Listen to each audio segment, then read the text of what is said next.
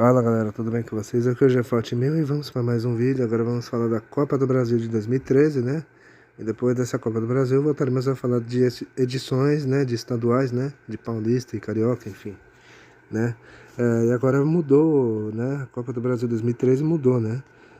E foi a primeira disputada, né? Com o novo regulamento anunciado pelo então presidente da CBF, né? Ricardo Teixeira, em 2011, contando agora com a participação dos times que jogavam a Libertadores do mesmo ano.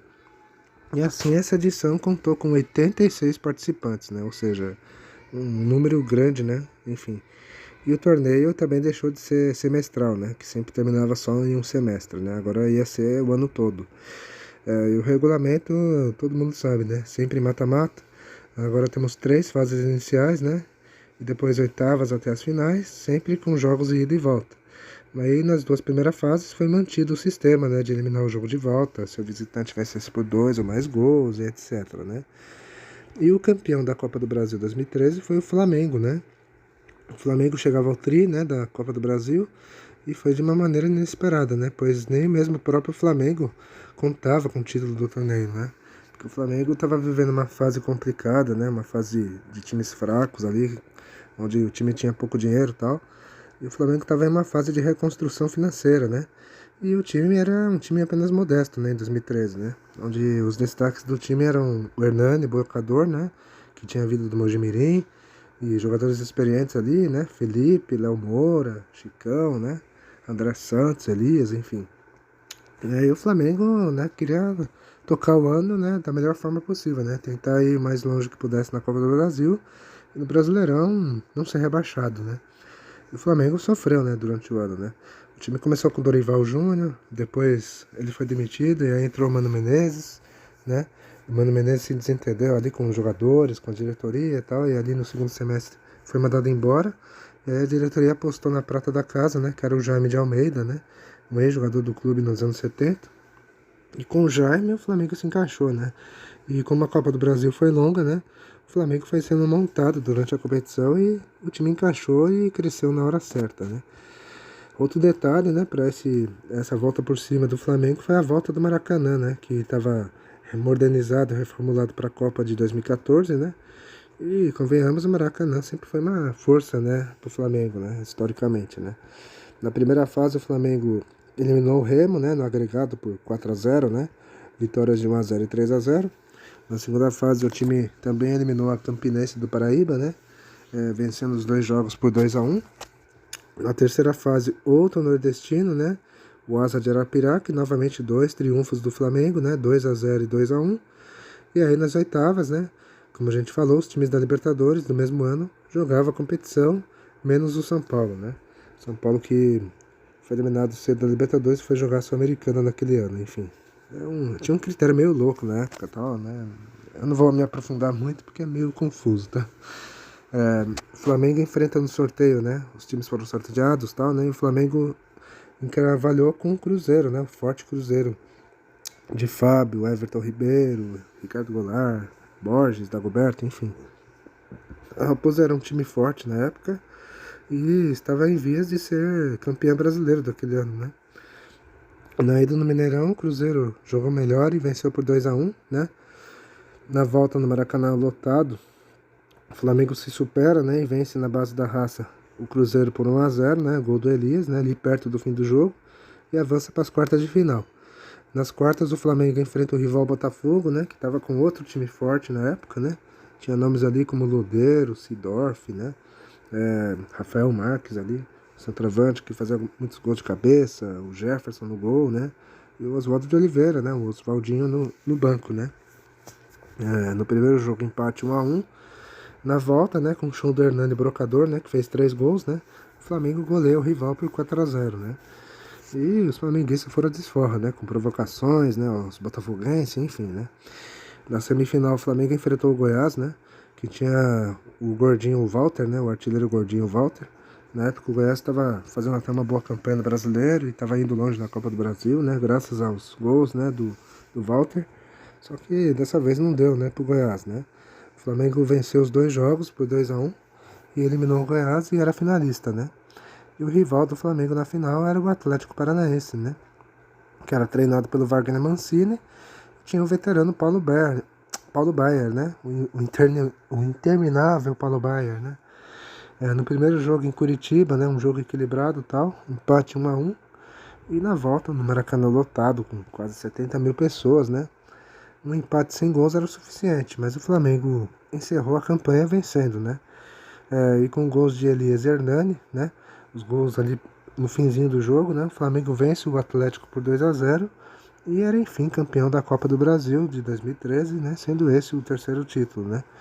Um título merecido, é um time que chegou desacreditado, né? Ninguém apostava naquele time, né? Por conta dos contextos que eu já falei. Mas o time cresceu na hora certa e levantou um troféu, né? Que nem estava nos planos, né? Dos rubro-negros, né? Mas que veio e foi muito bem-vindo, claro, né? E agora vamos falar do time base do campeão, né? E o time base do campeão era Felipe no gol. A defesa era Léo Moura, Chicão, Wallace e André Santos.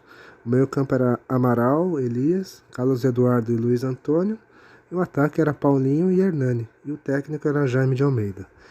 Agora vocês vão ver os gols da finalíssima, né, do jogo do título, e a gente já volta. O Hernani, o Everton pegou. A bola voltou. Paulinho deu um drible desconcertante em David e cruzou para o Elias marcar.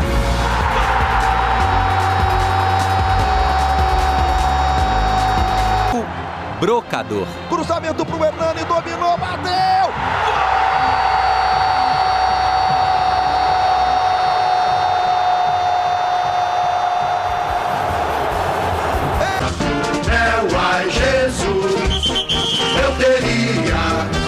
Desgosto profundo se faltasse. Bom, gente, vocês viram aí os gols da final, agora vamos falar da surpresa e da decepção, né? A surpresa pra mim foi o Atlético Paranaense, né? O Furacão nem entrar, afinal de contas o Atlético não estava entre os favoritos, né? E o Atlético nem estava imaginando que faria uma campanha tão boa, né? Pra piorar, o Atlético estava sem a sua casa, né? O seu caldeirão, né? A Baixada, né? Que ainda estava em reforma para a Copa do Mundo, só seria reinaugurado no ano seguinte, né? E aí era difícil imaginar, né, que o time fosse longe, né? Só que aí o Atlético encaixou na hora certa, né? Principalmente quando o Wagner Mancini veio ali no meio do ano e tal, né? E aí o time se entrosou ali com o Paulo Baier, Marcelo Cirino, né? E o Ederson, né? Esse último aí fazendo gols à avessa, né? E aí o time passou a dar show, né? Nas 3 primeiras fases, né? O Atlético despachou o Brasil de Pelotas, o América de Natal e o Paysandu. Nas oitavas, o Atlético eliminou o Palmeiras, né? Embora o Palmeiras estivesse jogando a Série B na época, né? Com um empate, com uma derrota de 1-0 e goleada em casa, né? Por 3-0. Aí nas quartas e na semi, o Furacão conseguiu eliminar ainda a dupla Grenal, sim. Eliminou o Inter nas quartas, né? Graças aos critérios do gol fora, né? 2 empates ali. E o Grêmio na semi, né? Vencendo a ida em Curitiba por 1-0 e segurando o empate sem gols em Porto Alegre. E aí na final contra o Flamengo, né? Era uma final sem favoritos, né? Onde tudo podia acontecer, só que o Flamengo levou a melhor, né? O Atlético foi vice, né? Mas convenhamos, né? O tropeço, né? No primeiro jogo, né? Aquele empate 1-1 deixou as chances de título remotas, né? Se o Atlético talvez tivesse ganho um jogo de ida, talvez a história daquela final teria sido diferente, né? Convenhamos, né? Agora vamos falar da decepção e o Grêmio está de novo, né? Com uma decepção, né? O Grêmio estava forte em 2013, né? Tinha um ataque interessante ali com o chileno Vargas e o argentino Barcos, né? Que veio do Palmeiras, né? Ainda tinha o Zé Roberto, né? O veterano. O Grêmio começou com o Vanderlei Luxemburgo no ano, depois ele saiu, né? Divergências e tal. E aí o Renato Portaluppi assumiu, né? E jogando a Copa, mesmo jogando a Libertadores, né? O Grêmio entrou nas oitavas e o Imortal não foi empolgando, né? Não demonstrou em nenhum momento, né? Que poderia ser aquele time copeiro e tal. O Grêmio até elimina o Santos, né? Nas oitavas, né? O Santos já estava sem Neymar. E elimina o Corinthians nos pênaltis, né? Após 2-0 xoxo, sabe? Esse jogo do Corinthians teve aquele lance famoso, né? Do Alexandre Pato do Corinthians, né? Cobrando o pênalti com cavadinha e tal. E o Dida defendendo, né? Só que aí na semifinal o Grêmio parou nessa fase, né? Sendo eliminado pro Atlético Paranaense, né? Quer dizer, muito pouco para um time que sempre foi copeiro e termina em mata-mata, mas nesse ano especificamente o time não demonstrava isso, né? Não demonstrava, sei lá, parecia Tava estranho esse time do Grêmio. E o mais estranho é que esse time acabou vice-campeão brasileiro, né? Apesar dos altos e baixos, né? Enfim. Bom, gente, é isso, tá? A gente já falou, né, dessa Copa do Brasil, né? Espero que vocês tenham gostado. Dê um like, compartilhe o vídeo, comentem também que é importante. Eu vou ficando por aqui e falou e até a próxima.